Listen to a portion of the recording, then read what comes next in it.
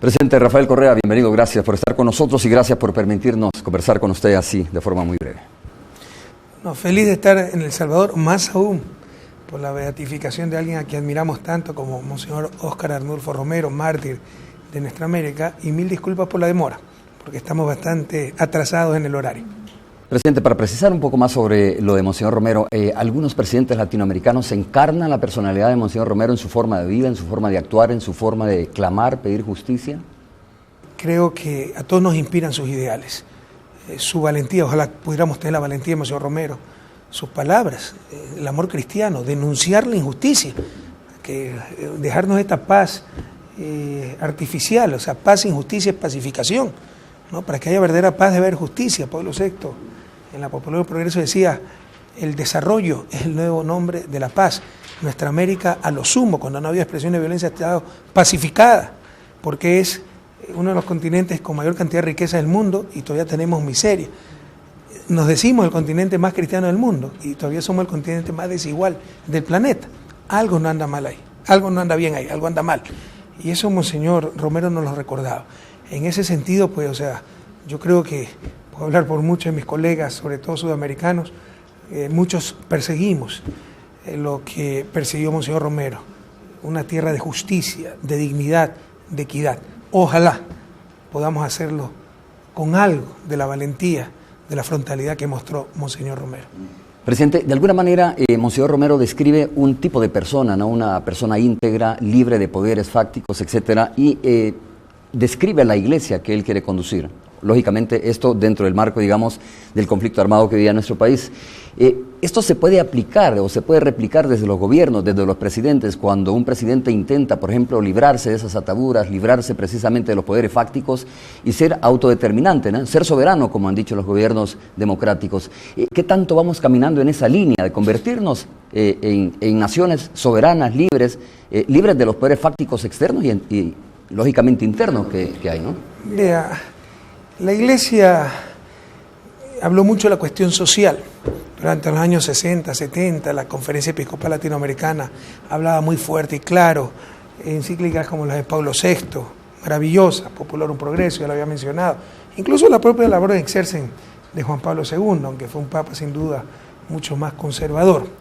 Pero luego, esa Iglesia fue enfocándose más bien en el rito, en las cuestiones morales, en la cuestión moral.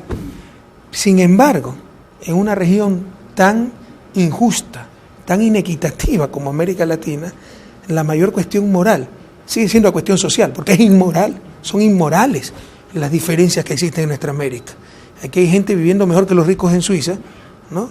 Y peor que los países tal vez más pobres de Asia, de África, etc.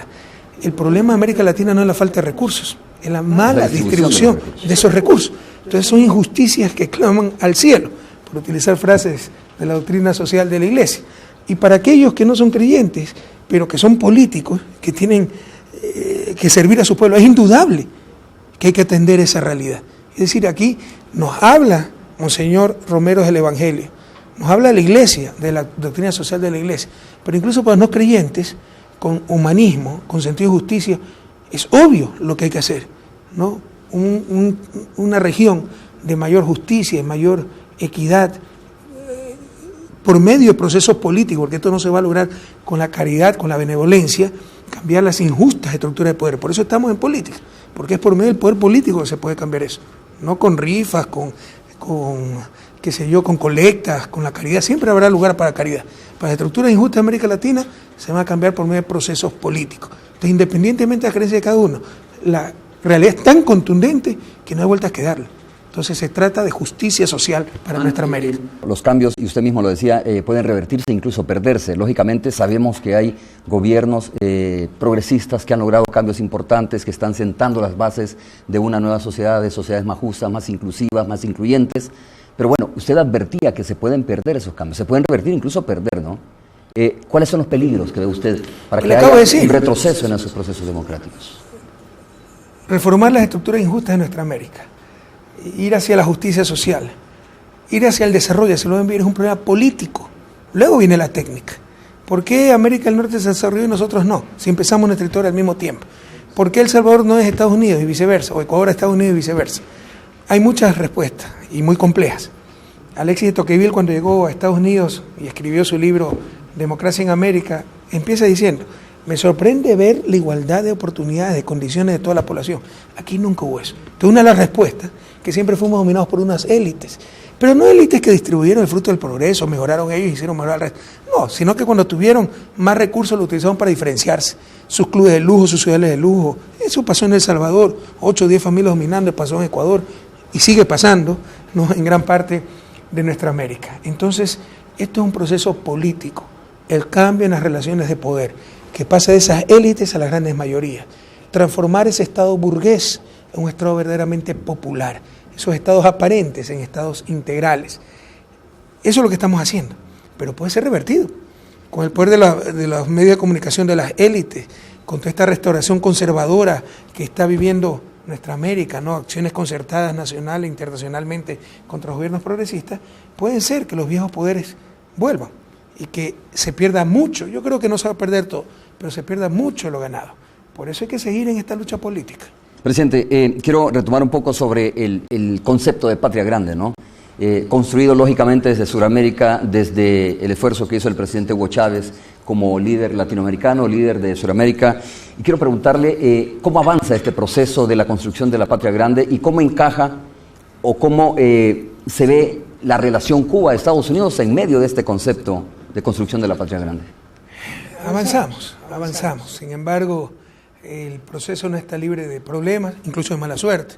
En el caso de la integración de América del Sur a través de UNASUR, Unión de Naciones del Sur, recuerda que nuestro primer secretario general, Néstor Kirchner, falleció en el ejercicio del cargo. Y las personas son importantes, los liderazgos son importantes. Luego fallece Hugo Chávez. Entonces estamos retomando el impulso integrador. Ya tenemos edificio precioso, la sede está en Quito, pero se avanza en el proceso. Siempre se puede hacer las cosas más rápido y de mejor forma. Y hay gente, es claro, que no quiere la integración o que no ha entendido la conveniencia de la integración.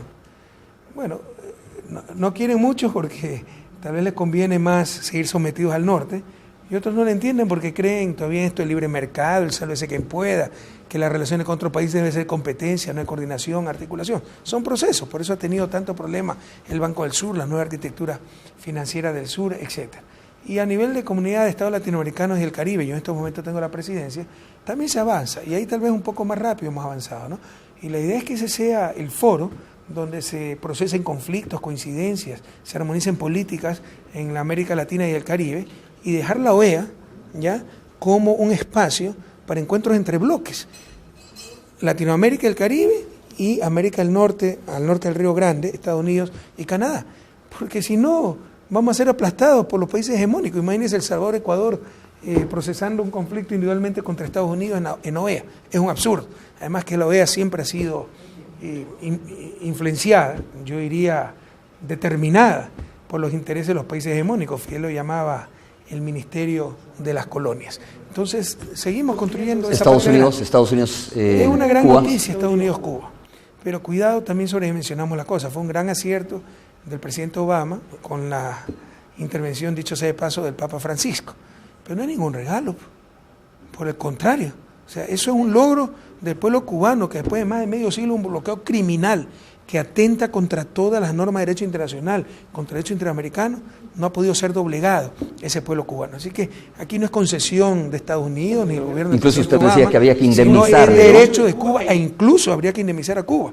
Pero además, conversaba con el vicepresidente cubano, que estuvo en la beatificación de Monseñor Romero, me dice, ya mismo abrimos las embajadas. Pero eso es un primer paso. Hay que levantar ese bloqueo criminal, que insisto, es absolutamente ilegal. Guantánamo, rasgos de colonialismo en América Latina del siglo XXI, o sea, eso tiene también que acabarse. Entonces, recién es el inicio. Lamentablemente, es algo positivo que debe alegrar, no es una concesión, es un derecho de Cuba, pero fue un paso positivo. Lamentablemente, lo que hizo con la mano el presidente Obama lo borró con el codo al sacar esa ridícula orden ejecutiva, que cuando la ley creía que no era verdad, declarando a Venezuela un peligro para la seguridad nacional de Estados Unidos y aplicando sanciones unilaterales, lo cual, nos guste el gobierno de Maduro, no nos guste, es absolutamente ilegal. Presidente, usted decía, voy a retomar su frase, decía, ganar no es poder, ¿no? ganar las elecciones probablemente no es América poder. Latina, El punto es, ganar las elecciones el no punto era es ganar cómo el poder. mantenerse en el poder a través de... Pero le pongo ejemplo, vuelvo al Romero. concepto de Le Monseñor pongo Romero, ejemplo. sí. ¿Usted qué cree que es el Banco Central independiente? Puro cuento. Nos dijeron que era el último descubrimiento, base a puro cuento y pura ideología. Es para que independientemente de quién gane, tener un Banco Central con la misma política monetaria. Política monetaria tal vez la más importante política económica. Solo por ponerle un ejemplo. Cuando yo llegué al gobierno, el 15 de enero del 2007, el presupuesto había que presentarlo al Congreso el 31 de enero. Es decir, tenía que presentar el presupuesto del gobierno anterior. Todo estaba amarrado para que usted siguiera haciendo lo mismo de siempre, lo mismo de lo peor. Tuve que gobernar en el 2017 con decretos de emergencia, 2007, con decretos de emergencia que me permitía movilizar recursos de todos los sectores. En otras palabras, destrozar el presupuesto. Pero si no, no estuviéramos aquí. Presidente, es que no terminé la idea, ¿no? Iba a decir, bueno, retomando el concepto y la forma de pensar de Monseñor Romero, cuando él está en la disyuntiva de dónde tiene que agarrarse y quedarse con los poderes fácticos o encarnarse en la sociedad salvadoreña, en la sociedad civil, él decide por esto, ¿no? Porque sabe que desde ahí está blindado de alguna manera, que sabe que desde ahí está el poder está en la gente que lo rodea, en la gente que digamos que de alguna manera lo agarra y lo hace suyo. Digo, los gobiernos para continuar en el poder, los gobiernos democráticos para continuar en el poder, tienen que hacer esa misma filosofía, lógicamente. Mire, vengo a visitar la cripta de Monseñor Romero. Y un hermano salvadoreño me dijo algo que me emocionó, porque la gente me pidió fotos y uno siempre está disponible, si tiene el mal gusto de tomarse fotos con uno en buena hora. Y dice, usted como Monseñor Romero está con el pueblo. Entonces la gente se da cuenta quién está con ellos. Independientemente de los errores que todos tenemos, ¿no? Entonces nos sienten auténticos, nos sienten realmente que estamos para servirlos. Y esa es la clave, Por eso tenemos 8 años en el gobierno, por eso nuestra revolución es muy fuerte, con inmenso apoyo popular, porque más allá de nuestros aciertos o errores, la gente siente que estamos con ellos. Pero se gobierna para ellos. Y que se gobierna para ellos, por supuesto. Presidente, los socios estratégicos son bien importantes y acaba de mencionar uno que es El Salvador, pero recientemente estaba leyendo que usted dijo que cuando llegó al poder, Ecuador estaba viendo siempre para el norte, ¿no? Y muchos países latinoamericanos del Cono Sur estaban viendo para el norte y no veían para los lados. Y usted dijo hay que ver para los lados. Ahora es importante tener esas relaciones multilaterales con Europa. Usted mismo mencionaba a Rusia, que es un actor importante también en esto. Digo, todos esos aspectos deben de contemplarse o debe contemplar un gobierno para afianzarse de alguna manera en un proceso democrático. América Latina. O sea, no se trata de disminuir, minimizar a nuestro poderosísimo vecino del norte, el país más exitoso en la historia de la humanidad, ¿no? Es claro que su política hacia América Latina ha sido terrible, pero también es un pueblo admirable. Y cuidado, yo también soy muy duro, somos los más duros críticos nosotros mismos. Para estar en la situación que estamos no necesitábamos a Estados Unidos, bastaba con nuestras élites, bastaba con nuestras propias contradicciones. Pero es claro que ha habido una relación asimétrica de explotación, de abusos, las dictaduras de los 70, etc. No hay que quedarse en el pasado, pero sí hay que aprender del pasado para el futuro. Pero también es claro que como países, como Ecuador, como El Salvador y como región, CELAC, por ejemplo, tenemos que mirar a otras partes del mundo. A principios de junio vamos a tener la cumbre CELAC-Unión Europea. Pero en el caso de Ecuador estamos viendo a China. Tal vez Ecuador, en función de su tamaño, es el país que más financiamiento recibe de China. Tenemos que ver a Rusia, tenemos que ver al Medio Oriente, tenemos que ver a África, una región tan lejana a la realidad, más que a la realidad, a la vida, a la historia latinoamericana. Entonces, tenemos que mirar a muchos otros lados y acercarnos a esas diferentes regiones. ¿Eso aparta a otros actores? No se trata de apartar, pero como nuestras élites siempre nos critican es, uy, ahora se está acercando a China, y sí. China financia a Estados Unidos. Lo que es un logro lo convierten en un problema, pero no, uy, entonces estamos vendiendo a Rusia, a Europa. Sí, le estamos vendiendo igual o más a Estados Unidos, pero obviamente como se diversifican los mercados, aumenta la cantidad de exportaciones, en términos relativos las exportaciones hacia Estados Unidos disminuyen, pero no es que la importancia disminuyó, en términos relativos el que hemos diversificado, no es que se dejó atender ese mercado más exactamente.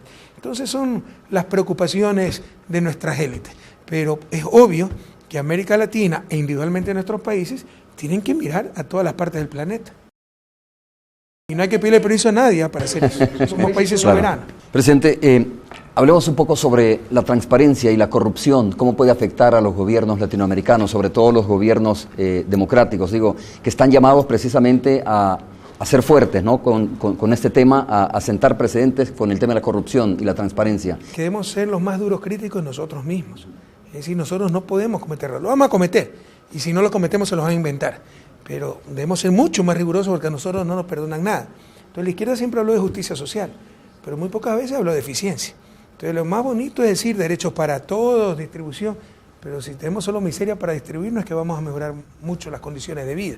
Entonces hay que preocuparse también de esa base productiva, de la eficiencia, la productividad, la competitividad sistémica.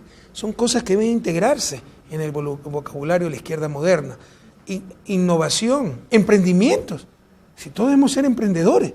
Usted puede ser emprendedor capitalista con fin de lucro, por la Madre Teresa de Calcuta era una gran emprendedora con las Hermanas de la Caridad para atender a los desvalidos de Calcuta. Emprendedores que organiza bienes y servicios, recursos productivos para generar bienes y servicios. Pero no solo emprendedores, sino innovadores. No todo emprendedor es innovador, todo innovador sí es emprendedor. Entonces estamos en una campaña muy fuerte en Ecuador en eso. Y por supuesto, debemos poner mucho énfasis en la ética, en la transparencia, en la honestidad, que puede acabar problemas o cuya ausencia pueden acabar con nuestros proyectos progresistas. Entonces ahí debe haber tolerancia cero. Debemos estar muy atentos para que los tentáculos, la corrupción, no afecten nuestros proyectos políticos. ¿Eso es ética o de leyes? De todo. Se trata de leyes, se trata de un buen sistema de justicia, porque usted puede tener las mejores leyes si no tiene un buen sistema de justicia que las administre, no ha ganado mucho.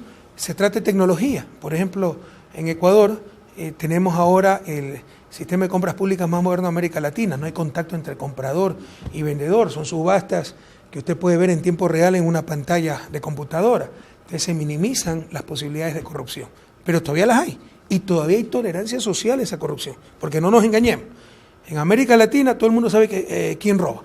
Y si mi vecino entró a un puesto público y a los 3 meses tiene 2 casas, 4 carros, etcétera, incluso otra familia, todo el mundo sabe que está robando, pero todo el mundo lo va a seguir invitando al matrimonio, al bautizo, a la primera comunión. Entonces, la lucha contra la corrupción no es la lucha de un gobierno, es de todo un pueblo.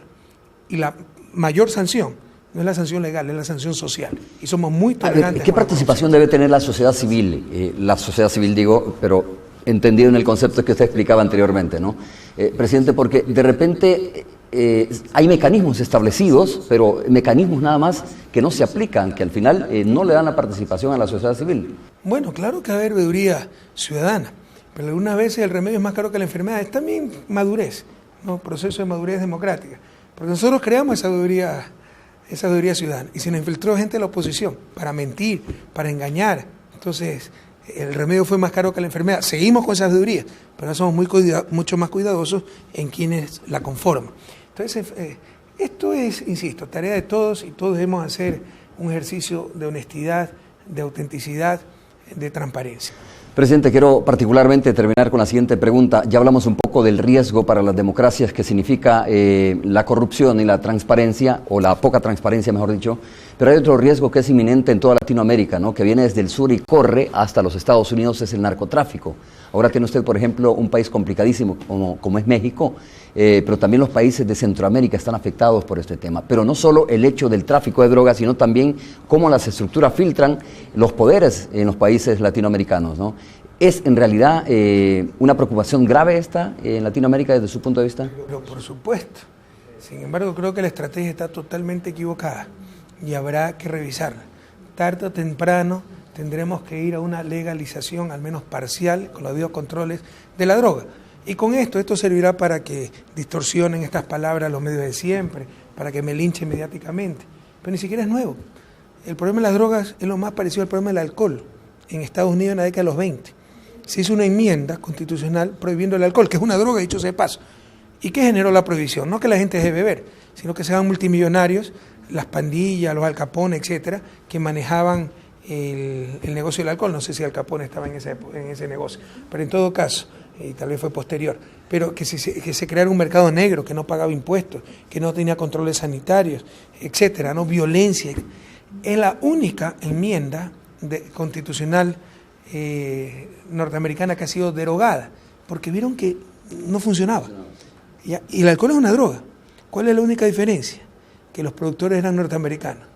Consumidores y productores eran norteamericanos. Acá los consumidores son norteamericanos y los productores latinoamericanos. Así que bombardeen nomás. Entonces hay que aprender un poco de la historia. Como decía nuestro querido amigo que acaba de fallecer, el escritor Eduardo Galeano, autor de Las venas abiertas de América Latina, en la lucha contra las drogas, las responsabilidades están compartidas. Nosotros ponemos los muertos y ellos ponen las narices. Es hora de que esto cambie. Gracias, presidente. Muchas gracias. Un gusto haber conversado con usted.